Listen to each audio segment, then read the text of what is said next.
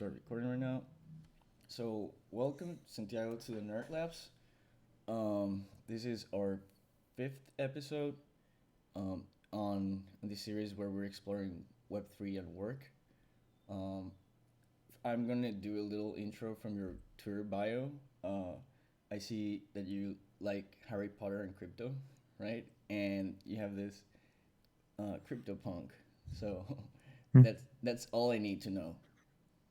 Yeah, basically the two most important things of our generation: magical internet money that includes Harry Potter and crypto. Yeah. What's your relationship with Harry Potter? Because for me, it was like the very first book I really consumed as a kid. Like read all the way through, and I just loved it. Yeah, I think for me, in a similar manner, it just it just sort of transported me to a place where there's so many things about the the different novels that speak to me. Primarily, this idea that like th- there's this idea of like I love science, I love Mm-hmm. technology, and to me, in many ways, that is magic, Mm-hmm. because there is a point in time where a lot of people just sort of it's sort of that saying, really good technology is indiscernible from magic. Right. At the beginning, most people find it kind of incredulous and find it hard to understand and or discredit it. And so if you think about even like in the early days of like Galileo, for instance, like just conceiving this theory that you know that the world was not the center of the universe, and most people like found that to be like heresy. And I think that's to me that's why I love Harry Potter. Like I love this idea of technology intertwined with magic. Mm-hmm. And also on a personal basis, a lot of the different characters in the Harry Potter kind of series. Like there are different archetypes that I really Mm-hmm. like the Phoenix, this character of a Phoenix, which can reinvent itself. That's pretty powerful. Snape, Dumbledore. There's just different characters in the book that I feel like any person growing up can identify with pieces of each character. And yeah, so I think I can't think of a more impactful piece of literature for our generation. Yeah, totally. And especially, like, I feel really strongly about like growing with the characters. Like, at first, Snape was this big bad dude, like in the first few books, right? But then you start to know him, and it's like your feelings for him change, and you sort of like we sort of grew up with the books, right? As they got more mature and more serious. And to what you said earlier about how magic is a lot like science, I really feel like it really did that sort of thing for me too, where it opened like when I found science, like very hard science, and I felt that like magical um like sensation and stuff like quantum physics and where it gets like really weird, and you sort of realize that our world is really magical in a sense, and then you can and then you find about the blockchain right, and then it's like, oh, we got superpowers, that's cool. Yeah, totally. Totally agree with that. And so what's your like training like, what did you study? I studied econ, Econ. and Hmm. well, at first I was doing a lot of things like I guess business, finance, econ. For a while, I wanted to like also do engineering and math or just math, and then decided to like specialize in game theory, like behavioral Oh, economics nice. and game theory. Um, yeah, it was probably the coolest class that I took in university because it was just like I went to liberal arts high school, Hmm. and it was kind of very refreshing to take that class because it was like the professor was like, you don't need to memorize anything, you don't need to like study formulas or whatever. Just come learn how to think Right. and think strategically. And that was really cool. And I think to me that's like I don't kind of really enjoyed university or Hmm. school. I just am more of a learner by doing and just on a kind of solo basis, just open source, like Hmm. everything's on Right. the internet. Right. You don't Right. need to pay $250,000 to like learn this stuff. Um, but there are benefits of going to school, and I think to me that was a really good class. Right. And so I studied game theory, which was ended up being pretty applicable to this space. That's an Uh, understatement. Thinking about incentives, and when I read the Bitcoin white paper in 2012, it was eye opening, just like the Nakamoto consensus, Right. and optimizing payoffs, and it was like it was like an aha moment. It was like discovering magic. Right. Yeah. That's awesome. Yeah, and it's crazy how like one class can just form you so profoundly, right? Hmm. Oh, absolutely. Like that class alone was worth it. Right. Everything Yeah. else, like I don't remember, I find useless. Right. A lot of these like like a lot of the garbage that you learn in school, like you just kind of like whatever. Right. But that class was definitely worth it. Yeah. I mean, in my case, I studied medicine, so like most like 99% of the stuff I learned is not applicable, but I did big data research at the end, like machine learning and AI stuff. And there's also like, and the cool thing about medicine is that it's like studying a really complex system, right? That an interoperable, permissionless system that creates a human being, right? Because they all read the same source code. They just read different bits of it on the DNA. And Yeah.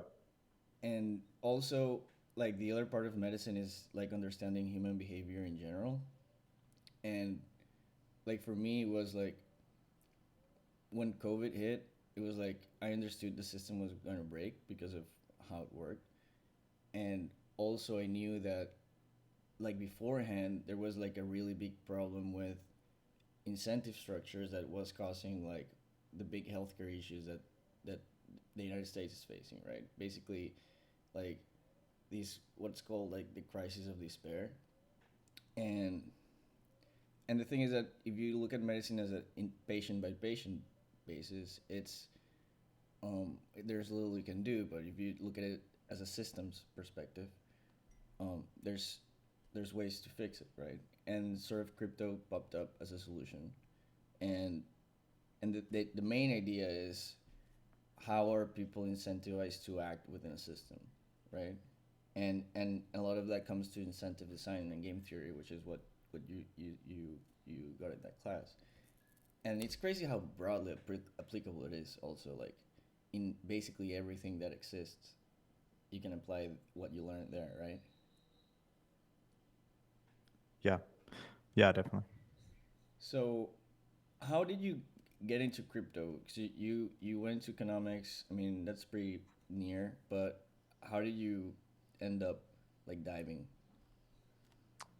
Yeah, I stumbled upon the Bitcoin white paper when I was at JP Morgan, Mm-hmm. doing investment banking, and it was like late at night, Right. and like many investment bankers, you pull all nighters, and in one of those all nighters, I was lucky enough to stumble upon the white paper, like the R Bitcoin What year is channel this? in 2012, Okay. and read the white paper, and like just kept thinking about it. At the time, I was also thinking about um, creating like a leveraging like the mobile network Mm-hmm. to allow Mexicans. I was in New York, but I grew up in Mexico, and I sort of was always been in the back of my mind was like the remittance flow. Mm-hmm. This idea of people trying to send money from the U.S. to Mexico Right. is like the second largest source of income for Mexican families, and they get charged like 8-9% commission every time they send money. Oh yeah. And to me, that was like terrible. And Mm-hmm. I was at the time thinking about somehow using like mobile technology to like circumvent that flow and just make it faster, better, cheaper for people. Mm-hmm. And then when I discovered Bitcoin, I said, wait a minute, like This is it. Right. this is it. Exactly. And that was it. Like it took me a while to buy my first Bitcoin, Right. at like the local Bitcoin center in Soho. And then, um, What price did you yeah, it get was for your just first one? fa- fast. Sorry. What price did you get for your first It was like Bitcoin? $150, Oh or like 120, $150. Yeah. I thought it was super late back then man. Everyone. too, like everyone does at some point. And yeah, I said, look, if it at least solves this use case, it's it's good enough. Mm-hmm. And and that was my first interaction with in the space. Right. How does it feel when you realize, because everyone real at first thinks they're late, but then it comes a point where you realize that you're early, but then it comes a point that you realize that you're too early, and like, and that usually happens where it really really crashes, and like everyone's like, oh, it doesn't work. How did that feel the first time? I'm I'm trying to understand the question. So like, the- Like what I'm saying understanding. is like what I'm saying is um like the thing is that everyone has this moment where you feel like it's super early, right? And then, sorry, that you think you're late. You think you're late Mhm. when you buy your Yeah. first Bitcoin. But then you have this hype cycle and it goes up in price and you realize that you're not late because you made some money. But then the hype cycle ends and all the like the problems with it show up. Like the network gets congested, like a big exchange gets hacked, a blow up happens, and then you realize that there's so much work to do to get to that place where Mexicans use Bitcoin for remittances at scale, because it that was back in 2012, right? And it's been 10 years and we still like we're way ahead, but the path is way longer than you think at first, right? Mhm. Yeah, it's interesting. I There's sort of an inverse relationship where I I feel now that I feel now that I'm like more early to this stuff than when I felt a couple years ago. Right. Um, and I think it's just a testament of the ever expanding use cases that this technology is being applied to, and the traction that we're getting. But I do agree with you. You know, you sort of every cycle you bump into the limitations of things that are exciting, but clearly kind of from an infrastructure standpoint, still very kind of immature. And I think that's a natural progression of technological kind of revolutions. If you read like, sort of like Carlota Perez or the Gartner hype cycle or Mm-hmm. whatever you want to reference, like I think in comes along a kind of use case that really kind of makes it kind of infrastructure break in many ways or Right. congest it. Like CryptoKitties Uh, back then. CryptoKitties, the smartphone, right? The first iPhone came out, like Mm-hmm. there wasn't really good network, mobile network coverage. It was really slow and expensive. But the smartphone was such a killer use case that, mind you, Nokia dismissed it, Motorola like dismissed it, Right. Microsoft dismissed it. Like this idea, why would you want to have everything at the tip of your fingers? And then like it's sort of like obvious in hindsight. Right.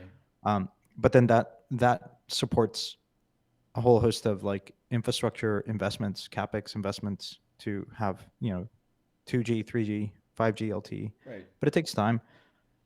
And so I think I like to kind of like go back to those moments to understand how all of this is unfolding. And we started with Bitcoin, then we kind of generalized that and said, okay, Ethereum is pretty interesting. That ended up being like, capital formation, global Mm-hmm. capital formation cycle, like what you call like ICOs. Right.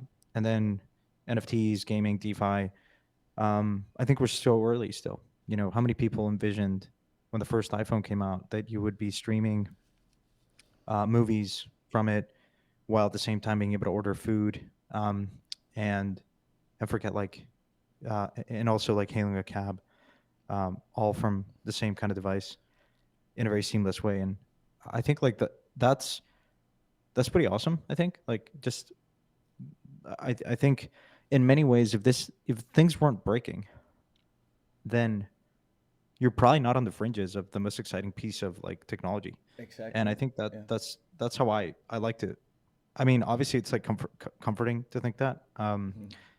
Um, but there's always kind of deficits of infrastructure that need to be kind of built, rebuilt, patched up um, to support the next cycle and the subsequent cycles. Right. And so I think a lot of people are critical of this technology, that it's not very applicable, it's not very scalable, it's not going to work. And I think, you know, time and time again, humans have a remarkable way of finding solutions. If the use case is there, Right. then we'll find a way. Yeah. And Hmm. I think this technology has really captivated the imagination of our generation in a number of facets. Yeah, From totally. the And idea that, on that sense, it's so cool to see like kids, like there's a lot of really young people who are just experimenting in this, and they're finding success, right? They're motivated, and a lot of that. There's two key things that you're mentioning that I wanna like explore a little bit more. And one is that on all these cycles, like when we discover the faults, you also discover like a lot of design surface, like a lot of opportunities, right, to bridge those faults. Like it, back when I started on Ethereum, like it was in 2020, um, you could transact really cheaply because there weren't that many people, right? But then Uniswap found product market fit, and then suddenly first there's a market for a lot of like just tokens and projects around that, and but also they congested the network, and now there's a market for BNB and for all these other networks that came out, and they just increase our broadband, right?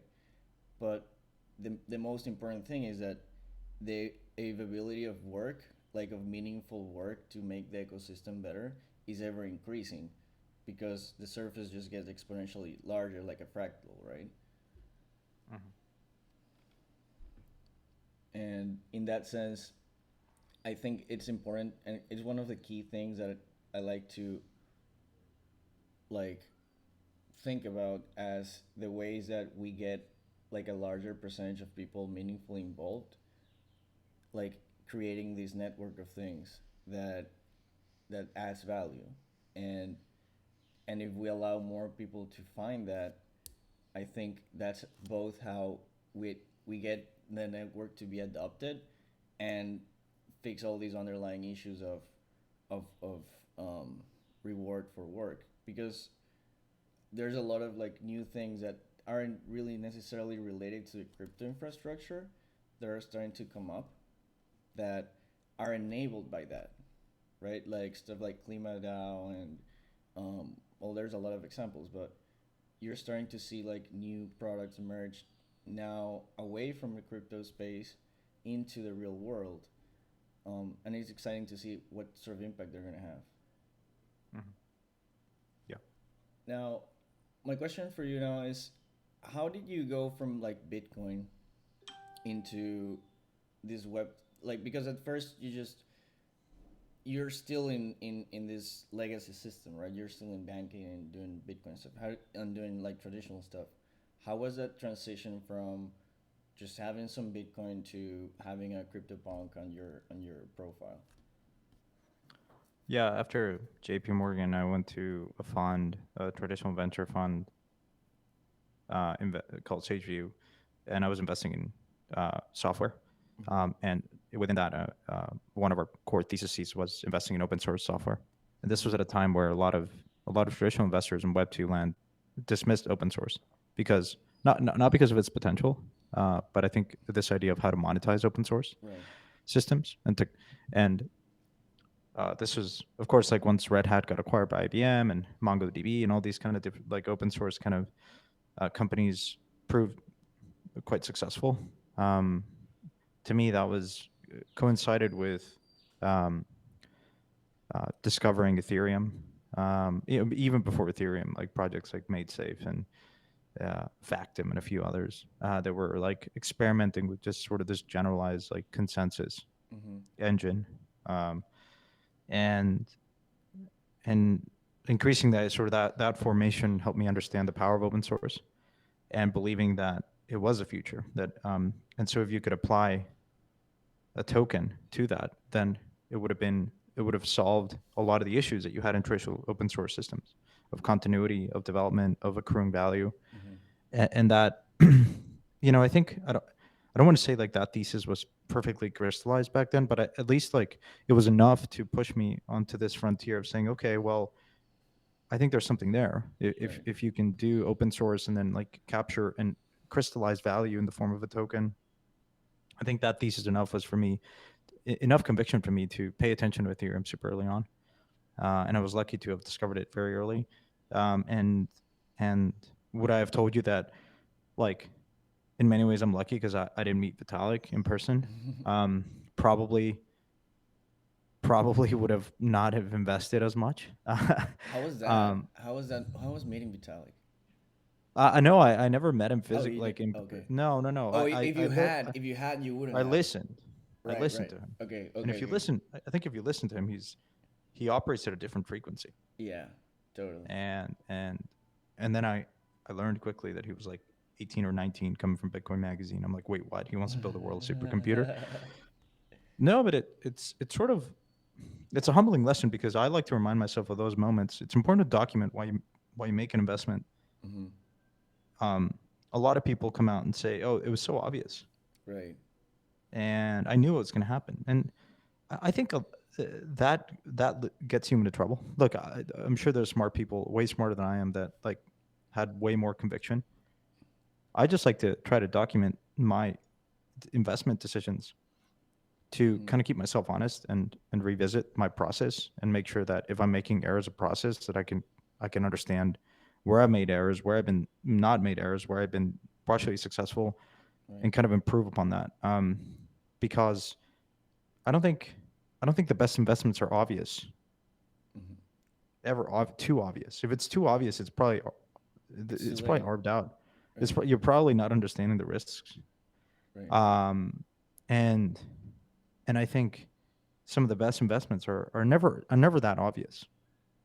I think, Yeah. at least not for me. And I think there's always some degree of uncertainty, of like unknowns, of known unknowns. Hmm. And just you have to understand what those risks are, what those unknowns are, and then just monitor them over time. Right. And I think like build a position or scale it down accordingly, based on how you're observing the network. Um, Ethereum early on was quite interesting. I think you saw the firepower, collective brain power of the people that were involved in the project early on. But you know, in many ways, like I think a lot of it was, seeing the coordination and how the community rallied, and then you saw kind of the ICO mania, and then after that, like DeFi kind of emerged years later. Um, and so I think, yeah, like probabilistically, it's gotten a lot of success. That's not to say that another network might not come along and be more successful in the long term.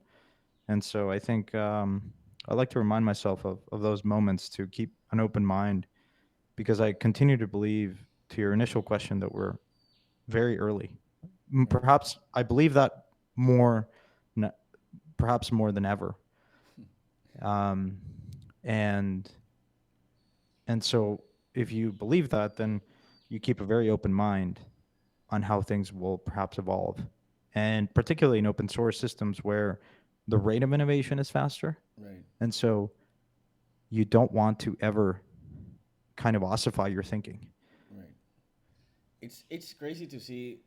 Speaking of the rate of innovation, how like compounding effects work. And for example, the most interesting thing right now for me in crypto is the Lens protocol. Are you familiar with it? Yeah. Yeah, I mean everyone is. But like just seeing the breadth of projects that are coming out and the rate, and to think that all the users that they catch in that network are super sticky because they can be ported into every other service, and and I've been seeing some of their like data visualizations on their graph growth, and there's something really happening there. I really do think that the next phase of crypto growth is driven by that, and I'm really excited to see how that changes stuff like monetization of content and just content creation in general, right? Um, but back to like the thread that we're following. So you're exposed to Ethereum at first, right? And these ICO boom and everything. Um, but you've created you're part of Pleaser now, right? What's your relation with that? Yeah, I was one of the original members that came together to buy the original piece that we bought, Mm-hmm. um, which was the Uni V3 NFT by People Pleaser, Okay. and so I was one of the original members. And so that's been my involvement, and um, served in the council, and yeah. And what was that? So um, that was after you've gotten the punk. The punk was. Did you get the crypto punk when it came out? Not that one. And what's your experience like? Because I think that the crypto punks really mark like a new phase of Ethereum where you can sort of create um, they prove the whole dynamic of the NFT collection rather than the NFT as a single thing. Uh, but they're really landmark in a number of ways. I'm sure like you can. I would love to hear your thoughts on the CryptoPunks importance in the thread that we're following of the growth of this. Sorry, can you repeat the question? Like, what do you think the CryptoPunks represent? Like, what's your Mm. investment thesis on the CryptoPunks? Hmm. I sort of candidly, my collecting thesis, there is no thesis other than I have to like it. Right. Um, CryptoPunks, well, I mean, there is a thesis, but I don't do it for it's a different framework and mindset than what I apply in my investment kind of activities, if you will. Mm-hmm. For me, collecting is just identifying things that I like, I find aesthetically pleasing, and convey a certain values and or principles that I ascribe to. And in the case of CryptoPunks, for me, they are, perhaps the most representative pieces of art just because of their origins as one of the first or the first kind of NFTs on the Ethereum blockchain. And um, moreover, I think for me, it's been an interesting experience, um, where as soon as I started kind of displaying one punk as a profile picture, and then it just sort of attached to my identity, and increasingly I started appreciating what it meant to kind of be able to curate and create a digital identity Mm-hmm. by choice, not but anything other than choice. Right. And I think then it started clicking over time, where it's like, okay, then certainly the actions that you make are all recorded on chain. The different NFTs that you collect also speak to kind of Your what you values. like. Right. And I think, look, not every NFT collection has, I think, the amount of density of values, and that's okay. I mean, some communities might just evolve over time. Mm-hmm. I think CryptoPunks at the very beginning were certainly had this kind of status of privilege of being one of the first. But then over time, I think it's become stronger by virtue of the community and certain personalities in the community, and collectively, I think a lot of people, um, just um, come together. The same that perhaps you could argue is true for other communities, like Board Apes, and Doodles, and Cool Cats, and you know, what what have you. Um, but yeah, for me, I think what's so fascinating about NFTs is this idea that it allows you take the concept of digital scarcity, and then you apply that to a very personal level, which I think NFTs have much more emotional cachet than traditional tokens For sure. like ERC20s. And just because they're visually appealing, at least like there could be many types of NFTs, right? But the ones that I'm talking specifically here are images, especially kind of profile pictures Right. and or avatars. And I think people want to dress up their digital identity. We're spending more time in the online world, called the metaverse, whatever.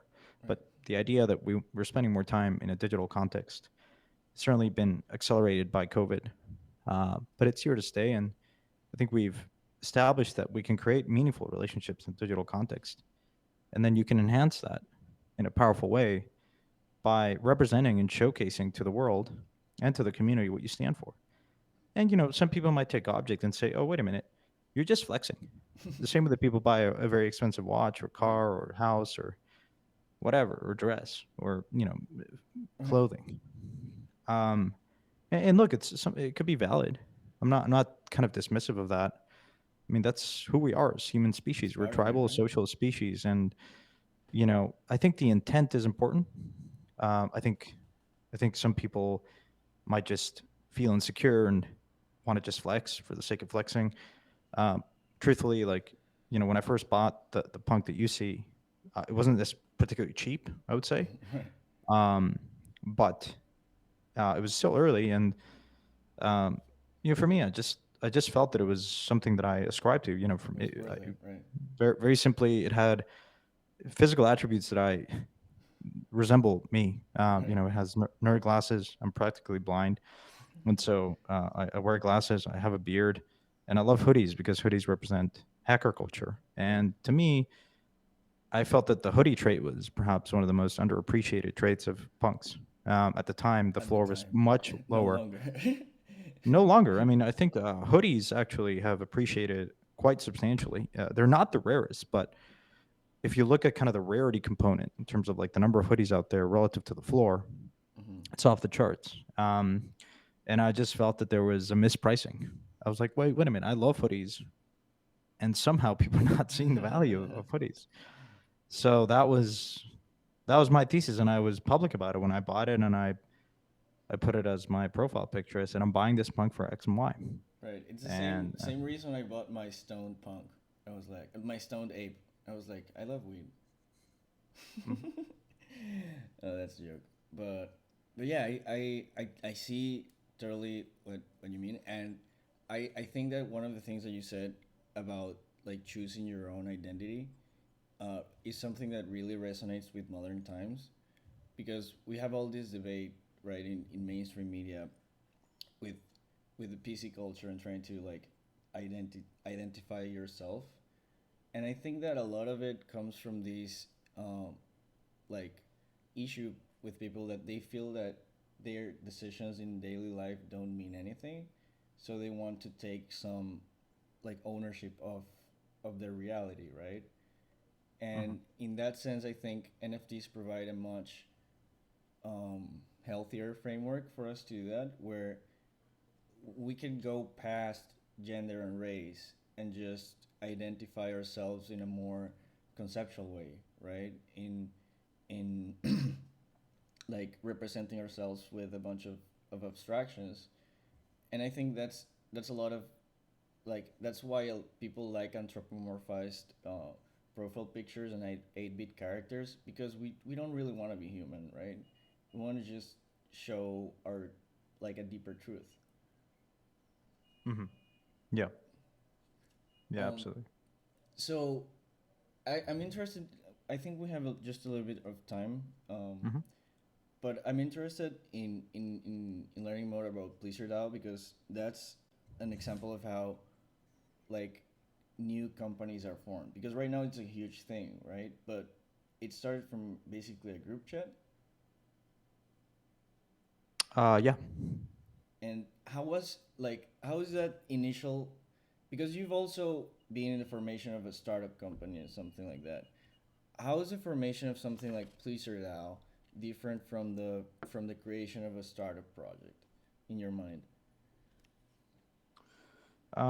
It's very similar, but also the you know DAOs are just kind of the LLCs of the internet age. Blockchains are really good coordination mechanisms, and you can coordinate capital, and you can coordinate human resources and attention, and DAOs are that wrapper.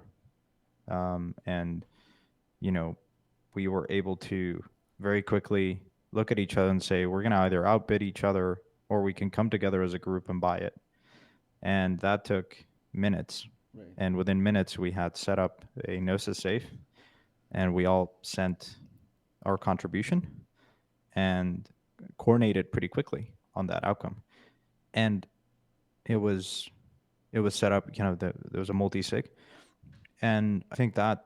the ability to create that kind of organization, digitally native organization within minutes to coordinate to towards a specific objective, and then that became a broader mission Hmm. is is is very much in line with how you would expect a digital kind of first company. And it's a lot like And human behavior too. Like you go from idea to action in a very short period of time.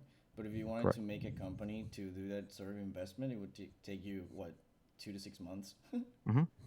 Yeah. Now, the state in which we're in now is not everything should be a DAO, um, and certain things are perhaps better suited to being a DAO.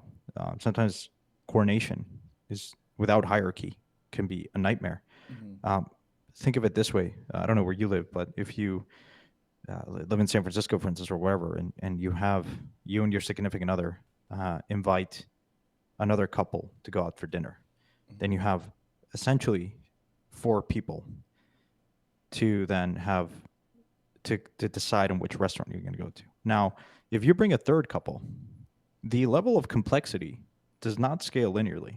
In fact, it is kind of factorial, right? And so it is it becomes increasingly hard to coordinate on which restaurant. Some people might have all kind of dietary restrictions. Right. And so that is the opportunity and both the challenge for DAOs in the current state to strike some sort of balance between coordination and hierarchy, um, And with while at the same time empowering people within the DAO. And so the current experimentation phase we're in DAOs, I think, is very early. I think we'll take a couple of cycles to really hone in on the type of decentralization and hierarchy that needs to that is required, and that might be different for each kind of use case and type of DAO. mhm. But I think I'd be surprised if DAOs that pretend to be fully flat, meaning no hierarchy, will actually be successful because I think that's very unrealistic. I think coordination requires certain hierarchy, whether it's economic uh, or economic, economic, like power represented through hierarchy represented through economic ownership, the same way that you have in corporations. Um, there are shareholders for sure, but they can vote on certain things. But at the end of the day, there's a management team that is highly competent, and you Right. believe in that or you don't. And so I think that is the balance, and I think the challenge that a lot of DAOs will have to experiment with. Yeah, I Um, think that and so, on that, like to do a counterpoint to what you're saying, um, if if you had agreed on what restaurant these six people would go beforehand, just that one decision, it would make coordination much easier for all of them. And to extrapolate, I think what we have to learn is the proper way to create a DAO. Like a, a headless DAO does not work, but a DAO with a like a specific purpose like doesn't need that much hierarchies to work because a lot of it is already solved for. And well, what do you mean solve for? What is solve for? I mean, for example, something like Choice DAO, right? Which I spoke with the other day. They already have like this mission statement where they're like, we want to help fight reproductive rights, fight for reproductive rights, right? Hmm. And the thing is that all they know is that they're gonna raise money, but they have no idea how they're going to, like specifically how they're going to deploy it at this point. And I think that's the right way to go about it, because the other thing that they're gonna get once they go live is a lot more human capital, right? And if you have already like preconceived ideas of what should be of of hierarchies, you kind of don't let like organic ones grow. And I think that it's about the skill of creating a community and building a framework for it to grow, and having the right incentives. and and that's sort of what I'm trying to explore about talking to different people about how these communities are created.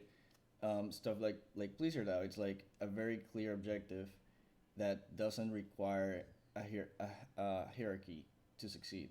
There are more active participants, but this emerges naturally, right? It's not like a corporative structure that's fixed in time. Don't get me wrong. Like I think you still need hierarchy. People don't coordinate if they don't see a leader that is inspiring, whether it's Vitalik or Anatoly or the idea of Satoshi. I think, like, I would agree with you. The hallmark of, I think, of successful DAO is having sound principles, goals, objectives, but like a mission. I think that is inherent of any organization, whether it's a political system, economic system, corporation, DAO, whatever you want to call it. You need to have like a sound mission, Mm-hmm. um, that that inspires people, and a lot of that mission is represented and manifested by inspiring leaders or a group of leaders. Um, and I think that's just how humans work. We're social species, and Yeah, so you will always need some hierarchy. You'll always need some members of the community to step up and to do the work. Um, and and I think that's where a lot of current DAOs, they're in the state of, okay, you quickly realize that you can coordinate capital towards a specific mission, but then it's like, okay, then what do we do, and how do we get shit done? And I think that's the transition that is going to be, I think, challenging for many DAOs out there. But it's exciting. I think super. back to one of the things that I said earlier is, if it wasn't difficult, if it weren't difficult, if it weren't messy, then you probably are not working on the most exciting pieces of kind of technology. Right. And that's, I think, I think there's two kinds of people. One that just looks at that and says it's turned off, and that's fine. They'll come back later.